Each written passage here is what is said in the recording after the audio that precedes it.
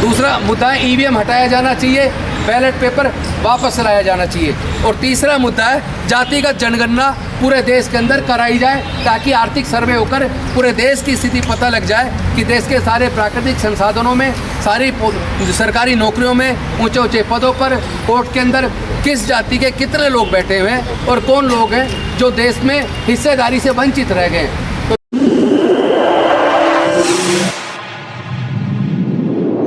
इस news channel पर जो भी वक्ता ने कहा वो उसकी अपनी राय है, जिसकी पुष्टि नेशन न्यूज इंडिया नहीं करता। धन्यवाद। सत श्री अकाल साथियों, सबसे पहले तो आप सभी पत्रकार बंधुओं का आज की इस प्रेस वार्ता में स्वागत है, क्योंकि आज जिस तरह देश का लोकतंत्र, देश का संविधान,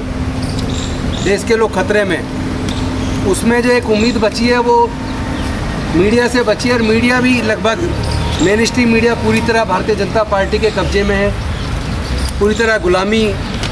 के तहत काम कर रहा है। लेकिन जो यूट्यूबर्स आप लोग हैं, आपके माध्यम से पूरे देश में लोकतंत्र को बचाने की लड़ाई जो चल रही है, आपके माध्यम से लोगों तक सूचना जा रही है, इसके लिए मैं आप सबका आभार व्यक्त करता हूँ, स्वागत करता हूँ। साथियों, सबसे पहले तो मैं माननीय सर्वोच्च न्यायालय का इस बात के लिए धन्यवाद करूँगा कि उन्होंने पहले तो इलेक्टोरल बॉन्ड, जो चुनावी चंदा, जो एक बहुत बड़ा घोटाला था, उसके ऊपर जो उन्होंने जजमेंट दी, इलेक्टोरल बॉन्ड को एक तरीके से अवैध घोषित किया। और उसके बाद स्टेट बैंक ऑफ इंडिया को जो डायरेक्शन दी कि इलेक्शन कमीशन ऑफ इंडिया 6 फरवरी तक सारी चुनावी चंदे की, सारी इलेक्टोरल बॉन्ड की पूरी सूचना इलेक्शन कमीशन को दे, और इलेक्शन कमीशन 15 तारीख तक उसको पब्लिक डोमेन में डाले। लेकिन एक घिनौनी हरकत भारतीय जनता पार्टी के इशारे पर, या ये कहूँ मोदी जी के इशारे पर, भारत के स्टेट बैंक ऑफ इंडिया ने की कि उन्होंने माननीय सर्वोच्च न्यायालय से 30 जून तक का टाइम मांगने की बात की कि पूरा डाटा कलेक्ट करके देने में टाइम चाहिए 30 जून। जबकि सब जानते हैं कि उसका पूरा डाटा बॉम्बे के स्टेट बैंक ऑफ इंडिया के पास है और सारी ब्रांचेज कंप्यूटरीकृत हैं, एक बटन दबाते ही सारा डाटा आ जाता है। लेकिन इसमें बेहद सख्त रवैया अपनाते हुए माननीय सर्वोच्च न्यायालय ने न्याय के प्रति जो एक लोगों का भरोसा, उसको भी कायम रखने का काम किया, और स्टेट बैंक को फटकार लगाते हुए सीधा सीधा कह दिया कि एक दिन के अंदर, 24 घंटे के अंदर तुम्हें डाटा देना है। और देखो मज़े की बात कि 24 घंटे के अंदर सुप्रीम कोर्ट ने वो पूरा का पूरा data election commission of India को दे दिया। अब सवाल ये कि वो 30 जून तक का टाइम किस लिए मांग रहे थे? एसबीआई ने सारा डाटा चुनाव आयोग को दे दिया। तो सवाल ये है कि वो 30 जून तक का टाइम किस लिए मांग रहे थे, किसके इशारे पे मांग रहे थे? ऐसा कौन सा घोटाला जो खुल जाने वाला था? ऐसे कौन से बड़े कॉरपोरेट हैं, कौन से ऐसे पूंजीवादी घराने हैं जिन लोगों ने ये सारा घोटाला किया और चंदे के बदले में धंधा हासिल किया? और उन्होंने हो सकता है लाखों करोड़ का भारत सरकार से या उनकी जो स्टेट गवर्नमेंट से उनसे कॉन्ट्रैक्ट हासिल किए हों। तो ये आज सार्वजनिक हो जाएगा, 15 तारीख को वो पब्लिक डोमेन में भी आ जाएगा। इसके लिए मैं सर्वोच्च न्यायालय का आभार व्यक्त करता हूँ। साथ ही साथ पिछले कई महीनों से ईवीएम हटाओ संयुक्त मोर्चा के माध्यम से ईवीएम को हटाने की एक मुहिम चली, और मैं आप सबको बधाई दूंगा कि आप सबका सहयोग मिला। आज पूरे देश के अंदर कोई एक आदमी ऐसा नहीं मिलता जो ये कह दे कि हमें ईवीएम पे भरोसा है। देश के तमाम लोग जान चुके, गांव-गांव तक ये बात जा चुकी है, ईवीएम के द्वारा लोगों की वोट की चोरी होती है।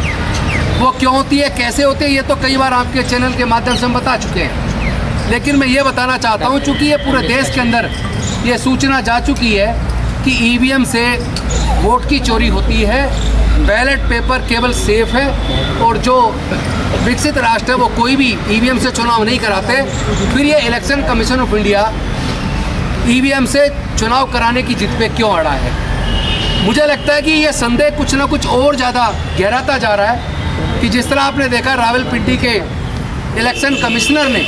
पब्लिक के सामने आकर कहा कि मैंने देश के साथ गद्दारी की, लोगों के साथ गद्दारी की, और 15 विधायकों को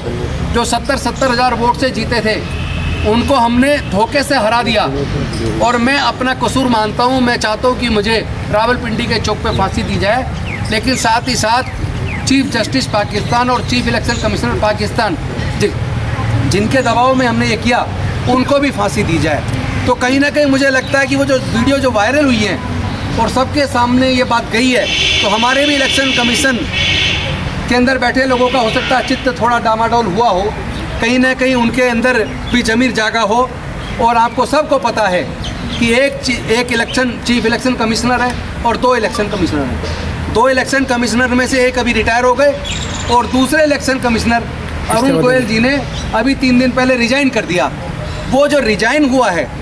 वो इस संदेह को और ज़्यादा गहराता है कि ये जो भारतीय जनता पार्टी के नेता जिन्होंने पिछली बार कहा था 300 पार, तो 300 पार आ गई, और इस बार कहा उन्होंने एनडीए के लिए कि 400 पार, तो कहीं ऐसा तो नहीं है कि इलेक्शन कमीशन के ऊपर ये दबाव डाला गया हो कि 400 पार लाने वाला काम ईवीएम से वोट की चोरी करके करवाना है? कहीं ऐसा तो नहीं है। मतलब लोगों में ये संदेह पैदा हो रहा है और वो संदेह बढ़ता जा रहा है, और संदेह इसलिए भी ज़्यादा बढ़ जाता है क्योंकि सर्वोच्च न्यायालय ने एक व्यवस्था दी थी ताकि निष्पक्ष, स्वतंत्र, पारदर्शी चुनाव हो, जो भारत का संविधान चुनाव आयोग को जो जिम्मेदारी देता है, और उसको चुनने की जो कमेटी है 3 सदस्य की, उसमें देश के प्रधानमंत्री विपक्ष के नेता के साथ तीसरे इंडिपेंडेंट व्यक्ति होने चाहिए, भारत के सर्वोच्च न्यायालय के सर्वोच्च न्यायाधीश। लेकिन केंद्र की सरकार ने संसद के द्वारा बिल लाकर उस व्यवस्था को पलट दिया और उसके बाद कर दिया कि एक देश के प्रधानमंत्री, एक कोई केंद्रीय मंत्री और तीसरे विपक्ष के नेता। इसका मतलब चुनाव आयोग का गठन जो लोग करेंगे उसमें 2 लोग तो केंद्र सरकार के हो गए। तो ये जो धोखाधड़ी हो रही है, और उसके बाद चुनाव आयोग के कमिश्नर का रिजाइन कर देना एकदम, जब चुनाव की घोषणा हो जाने वाली है 3-4 दिन के अंदर, उससे एकदम पहले इस तरह रिजाइन कर देना इस संदेह को और ज़्यादा बल देता है कि कहीं उनका भी ज़मीर जाग गया हो कि ये तो देश के साथ गद्दारी होगी, ये तो लोगों की वोट की चोरी होगी, मैं लोगों को धोखा नहीं दे सकता। वो बेशक उन्होंने सार्वजनिक कारण नहीं किया कि किन कारणों से किया, लेकिन ये संदेह जरूर जनता के बीच में बढ़ गया है। तो ऐसे में हमारी पूरी टीम ने, चाहे वो ईवीएम हटाओ संयुक्त मोर्चा हो, चाहे वो मिशन जय भीम हो, चाहे वो संविधान बचाओ संघर्ष समिति हो, सब लोगों ने तय किया कि आने वाले इस 14 तारीख को हम लोग एक हैशटैग चलाएंगे सुबह से और वो रात तक चलेगा। उसमें हैशटैग होगा, एक तो हैशटैग होगा वोट चोर ECI, वोट चोर के बाद अंडरस्कोर देके election commission of India, ECI short में, इंग्लिश में हैशटैग होगा वोट चोर है अंडरस्कोर ECI, और हिंदी में होगा वोट चोर वोट डैश चोर वोट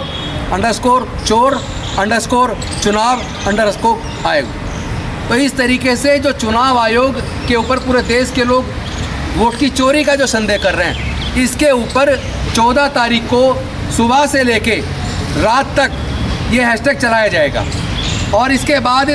14 के बाद 19 तारीख को फिर से एक हैशटैग चलाया जाएगा जिसमें होगा मोदी हटाओ देश बचाओ। ये 19 तारीख को हैशटैग चलाया जाएगा सुबह से, मोदी हटाओ देश बचाओ।